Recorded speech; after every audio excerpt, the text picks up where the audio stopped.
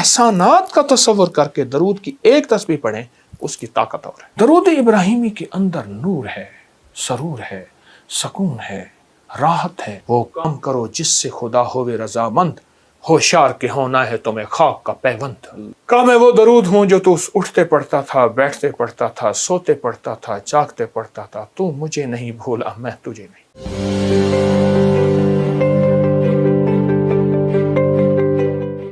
درود ابراہیمی۔ انارکلی تھانے کے ایک ایس ایچ او تھے، مجھ سے کہنے لگا کہ 71 کی جنگ میں ایک جگہ پھنس گیا اور گھیرے میں آ گیا۔ 71 کی جنگ، میں گھیرے میں آ گیا تو کہا ہر طرف گولیاں ہی گولیاں تھی، بس میں نے کہا چلے گئے۔ کہا میں نے کلمہ پڑھ لیا اور اپنی جتنی بھی میرے پاس فورس تھی ان سے کہا درود ابراہیمی پڑھنا شروع کر دیں۔ اللہ، اور کہا پھر ہم درود ابراہیمی پڑھتے رہے۔ کہا قدرت کا نظام ایسے چلا، گولیاں چلانے والوں کے گولیوں کے رخ بدل گئے، انہیں ہم نظر نہیں آ رہے تھے، کہیں اور نظر آ رہے تھے ہم، اور وہ اس طرف دوڑے، اور اس طرف جب دوڑے ہم نکل گئے۔ اللہ پاک نے ان کے رخ بدل دیے درود ابراہیمی کی طاقت سے۔ اور میرے پاس جو لوگ آتے ہیں نا جن پر رجت ہوتی ہے، عمل الٹے پڑ جاتے ہیں یا عمل کی تاثیر میں وہ طاقت کے قابل نہیں ہوتا، آپ دیکھیں نا، آپ چھوٹا سا بلب ڈائریکٹ 11,011 kV کی تاروں سے نہیں لگاتے، موٹی سے چھوٹی، چھوٹی سے باریک، ایسے۔ تو بعض اوقات بعض لوگ کسی شیخ کی اجازت کے بغیر یا اپنی کیفیت کے ساتھ کوئی عمل کرتے ہیں، تو میں اس میں صرف ایک چیز بتاتا ہوں، وہ ہے درود ابراہیمی۔ درود ابراہیمی کے اندر نور ہے، سرور ہے، سکون ہے، راحت ہے، روحانیت ہے، نورانیت ہے، عطا ہے، شفقت ہے، مہربانی ہے، القاء ہے، کیف ہے، کیفیات ہے، قبر کا نور ہے، حشر کا نور ہے۔ عجیب بات بتاؤ، میں قبر میں جب بندہ جائے گا تو سارے چھوڑ جائیں گے، بھائی نہ تو کام آئے گا نہ کوئی فرزند، عرصہ نہیں کھل جائے گا جب آنکھ ہوئی بند، وہ کام کرو جس سے خدا ہوئے رضامند، ہوشیار کے ہونا ہے تمہیں خاک کا پیوند۔ یوم یفر المرء من اخیہ و امہ و ابیہ و صاحبتہ و بنیہ، کوئی کام نہیں آئے گا۔ قبر میں رکھ کے اس کو سارے چھوڑ کے چلے جائیں گے، ایک حسین جوان اس کے سرہانے آ کے بیٹھے گا، اور نکیرین کے سوال و جواب، اور ہر لمحے میں اس کا ساتھ، اندھیروں میں روشنی، بھوک میں کھانے، قبر کے بچھونے، سب کا انتظام۔ کہ تو کون ہے؟ سارے مجھے چھوڑ گئے۔ کہا میں وہ درود ہوں جو تو اٹھتے پڑھتا تھا، بیٹھتے پڑھتا تھا، سوتے پڑھتا تھا، جاگتے پڑھتا تھا، تو مجھے نہیں بھولا میں تجھے نہیں بھولا۔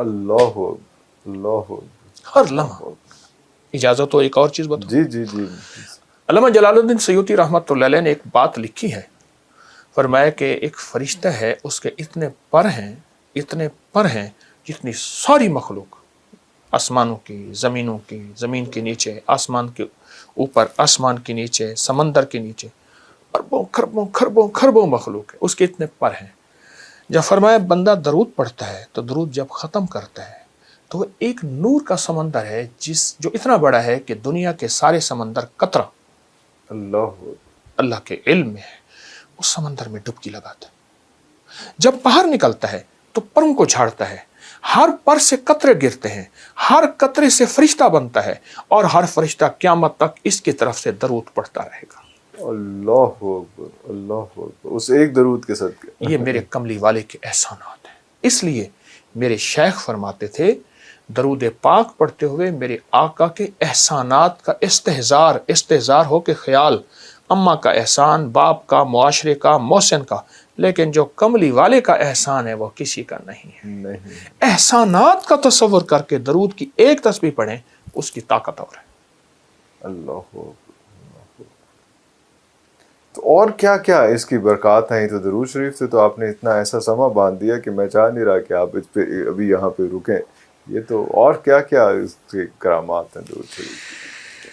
اللہ، انسان نا اگر اپنے دل کو روشن کرنا چاہتا ہے، دل کو زندہ کرنا چاہتا ہے، دل کی دنیا آباد کرنا چاہتا ہے، دل کو دنیا شاد کرنا چاہتا ہے، صبح شام ایک تسبیح وقت نکال لے درود پاک کے لیے، ضروری وقت نکال لے، اور درود پاک کو توجہ سے پڑھیں. مختصر درود پڑھ لے. چلو سب سے مختصر درود ہے صلی اللہ علیہ وسلم. سب سے مختصر درود ہے صلی علی محمد. صلی اللہ محمد. یہ بھی مختصر درود ہے. کوئی درود پاک مختصر کر لے. میں ایک عمل بتاتا ہوں آپ کو. وہ ہے کہ بعض اوقات نا انسان کی کچھ خطائیں ایسی ہوتی ہیں جن کی وجہ سے اس کی عبادتیں اس کے منہ پہ مار دی جاتی ہیں.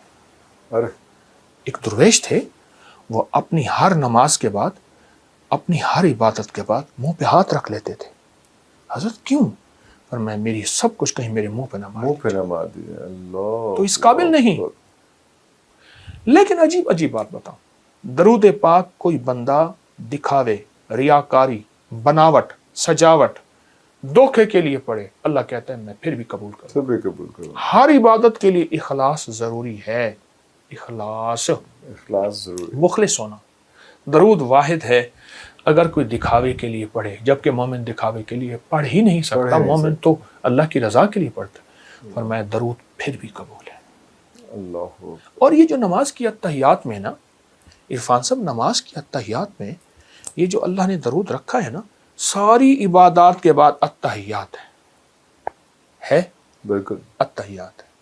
لیکن اتحیات سے پہلے آپ یہ دیکھیں، آپ ذرا غور کیجئے گا. اتحیات للہ والصلوات والطیبات. بس یہاں تک رک جائیں. جب میرے آقا معراج پہ تشریف لے گئے تو اللہ پاک نے فرمایا میرے حبیب کیا لائے؟ تو حضور نے فرمایا میں آپ کے لیے اللہ اتحیات للہ والصلوات والطیبات. تو اللہ پاک نے اس کا جواب دیا السلام علیکم ایھا النبی ورحمۃ اللہ وبرکاتہ. اگلا بھی عجیب سوال جواب دیا.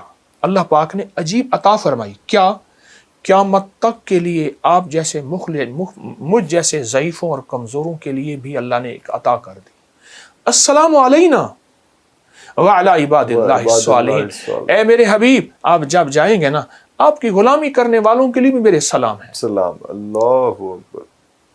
آپ غور کریں. اچھا اب اس کے بعد اگلی کہانی اور سچی کہانی. التحیات للہ والصلوات والطیبات والسلام علیک ایھا النبی ورحمۃ اللہ وبرکاتہ والسلام علینا وعلی عباد اللہ الصالحین. ٹھیک. اس کے بعد اشہد اللہ پڑھ کے سارا کچھ پڑھنے کے بعد پھر آپ درود پڑھتے ہیں، اور درود آخر میں پڑھتے ہیں. یہ اس بات کی بنیاد ہے کہ ساری عبادتوں پہ قبولیت کی مہر لگتی ہے. اللہ. اور وہ میرے آقا کملی والی کی نسبت کے بغیر نہیں لگ سکتی. نسبت مصطفیٰ، چوکٹ مصطفیٰ کے بغیر نہیں لگ سکتی. اللہ. اچھا حضرت جی، کچھ ایسے بھی جب لاسٹ ٹائم ہم نے پروگرام کیا تھا تو اس میں کچھ لوگوں کا کہا تھا کہ بات کریں، تاکہ بہت لوگ چاہتے ہیں کہ آپ سے بات کرنا چاہیں. تو ہم نے ایک ویب سائٹ بنائی تھی، ایک ساتھ ایک میسیجز کا ایک سسٹم شروع کیا تھا. اس میں بہت سارے لوگوں نے میسیج کیے. ایکومولیٹیو جو ہے کچھ 4 5 6 سوال ہیں جو اگر آپ کی اجازت ہو تو میں آپ سے پوچھ لیتا ہوں، کیونکہ زیادہ مسائل ایک ہی طرح کے. ایک تو یہ ہے کہ تسبیح خود سے آپ کی جو ابکری کی جو آپ کی ویب سائٹ ہے وہاں پہ بہت سارے آپ کے بیان ہیں، سارا کچھ ہے، تسبیحات ہیں.